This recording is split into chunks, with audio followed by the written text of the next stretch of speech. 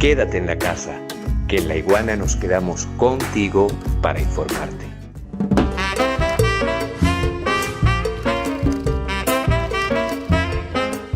Los Estados Unidos, en su lógica imperial y en su hegemonía cultural, recordemos los años 60, 70, 80, 90, una hegemonía total en radio, universidades, televisión, terminó sembrando colonos aquí que supuestamente son venezolanos. Y cuando nosotros vamos a estudiar ahora ya toda la historia 20 de la democracia participativa y protagónica en Venezuela, de la Quinta República, vemos partidos políticos que más que ser de derecha son partidos representantes de los Estados Unidos. Y un ejemplo para darte la palabra, querido maestro, incluso en las marchas vimos gente con bandera de los Estados Unidos, con signos de los Estados Unidos pidiendo más colonialismo.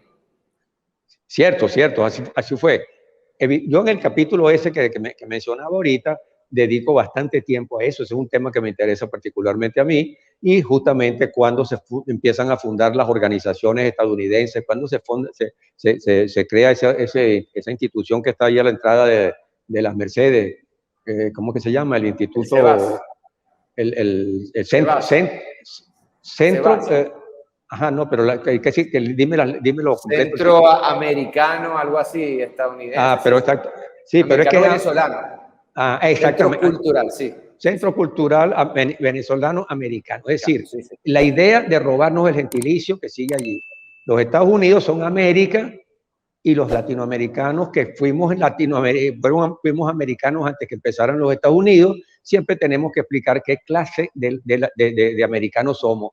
Sudamericanos, latinoamericanos, ¿cómo se llama? Cualquier otra terminología. Y eso evidentemente es parte de una cosa que está ya clavada pues, en la mentalidad venezolana, y todos esos organismos jugaron un enorme papel en esa hegemonía de venezolanos que se convierten en norteamericanos y que adoran a los Estados Unidos. Pero ahí también hay una cosa, que es que con el triunfo de Chávez, las cosas se pusieron mucho más conflictivas. Porque por primera vez Venezuela se estuvo enfrentando a los Estados Unidos. Que Venezuela no se enfrentó a los Estados Unidos, salvo Cipriano Castro y Edgar Sanabria. No se enfrentó el gobierno, me refiero yo. Por supuesto, el Partido Comunista sí lo hacía, la izquierda, el MIR, que se fundó, también lo hacía y denunciaba a los Estados Unidos, pero eso no tenía mucha repercusión. No fue lo mismo que Lázaro Cárdenas, presidente de México, peleando por nacionalizar petróleo. Eso es una cosa distinta.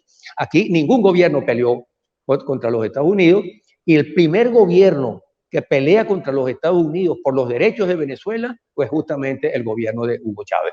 Y eso es entonces importante, porque eso significaba ya para esos amigos adoradores de los Estados Unidos casi una ofensa, porque una cosa era que lo hiciera, que fuera presidente Carlos Andrés Pérez, o que fuera presidente Caldera o cualquier otro, que Chávez, que era entonces la chusma, y encima la osadía de criticar a los Estados Unidos y pelear con los Estados Unidos. Entonces el colonialismo gringo se le salió mucho más.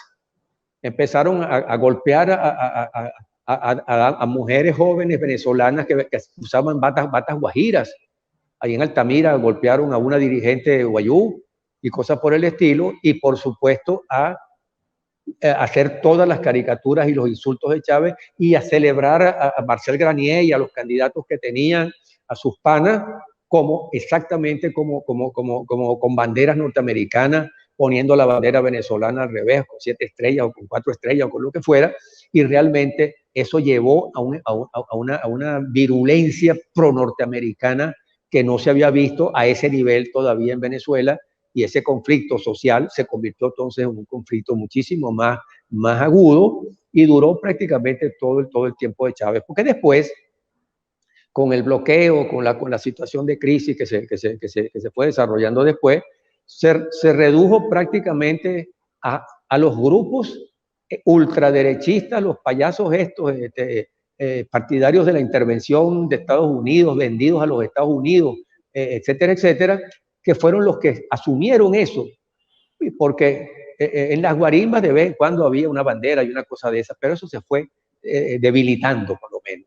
Pero se hizo más fuerte en la medida en que quienes defendían eso recibían toneladas de dólares robados al tesoro venezolano, al dinero que era de todos nosotros, para que fueran diputados, para que fueran gobernadores, para que fueran embajadores y cosas por el estilo, y por supuesto para que fueran a acostarse con prostitutas en Cúcuta, embarcando a los soldados que habían embarcado ya antes para participar con ellos y después ser candidatos a gobernadores o cosas por el estilo. Eso se volvió una cosa cada vez más grotesca, más caricaturesca, y evidentemente con la decadencia hoy de los Estados Unidos, los venezolanos que quieren a los Estados Unidos y que ahorita están pasando por situaciones de pobreza, lo que hacen es irse de Venezuela para tratar de meterse a los Estados Unidos, a ver cómo se incorporan a los Estados Unidos. Están llegando tarde porque los Estados Unidos lo que hay es desempleo, lo que hay es pobreza, lo que hay es violencia, lo que hay es droga y verdaderamente, y lo que es represión,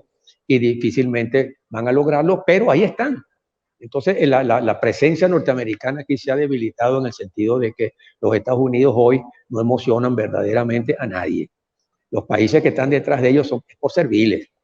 Es porque Estados Unidos les controla la economía, les controla los créditos, les controla todo, y porque le basta con que Estados Unidos diga: voy a hacer una reunión de la democracia mundial para condenar a China porque viola los derechos humanos, y 110 países salen inmediatamente detrás de los Estados Unidos a la reunión que va a comenzar mañana.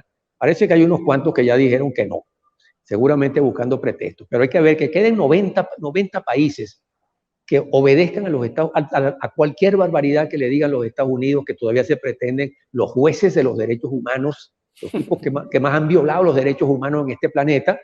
Evidentemente significa que en buena parte, yo lo he dicho también, los grandes culpables de la hegemonía norteamericana, de ese poder y esa arrogancia de Estados Unidos, son estos gobiernos arrastrados y serviles que no tienen dignidad, que ni siquiera le responden a su pueblo, y que justamente porque se pegan detrás de lo que dicen los Estados Unidos, es que Estados Unidos puede actuar con esa prepotencia, aunque su realidad se le está derrumbando poco a poco.